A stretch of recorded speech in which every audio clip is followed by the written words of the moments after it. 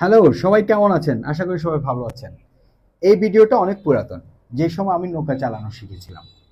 এই নৌকা চালানো শেখার সময় আমি একটা জিনিস উপলব্ধি করেছি। নৌকা চালানো শেখার আগে অবশ্যই আপনাকে সাঁতার শিখতে হবে। সাঁতার খুবই গুরুত্বপূর্ণ।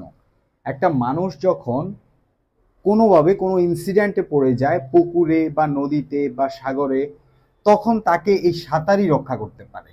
এই জন্য সাঁতার শেখা প্রতিটা মানুষের জন্য খুবই দরকার। তো আমি যে নৌকাটা চালিয়েছি, এই নৌকাটা হচ্ছে আপনার কাঠের তৈরি। এটা হচ্ছে 12 ফিট, 12 থেকে 15 ফিট হবে, এরকমই হবে। আর হচ্ছে এই বৈঠা যেটা, এই বৈঠাটাও কাঠের তৈরি। তো এটা হাতে ম্যানুয়ালি এটা চালাতে হয়।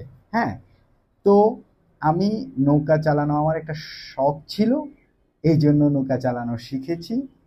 আপনারাও আপনাদের যেই ধরনের শখগুলো আছে, হবিগুলো আছে, ওইগুলো আপনারা শিখে রাখবেন। শেখার তো শেষ নাই।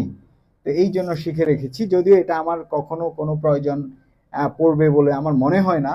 তারপরও আমি শিখে রেখেছি। আমি সাঁতার জানি, আমি ভালো সাঁতার কাটতে পারি।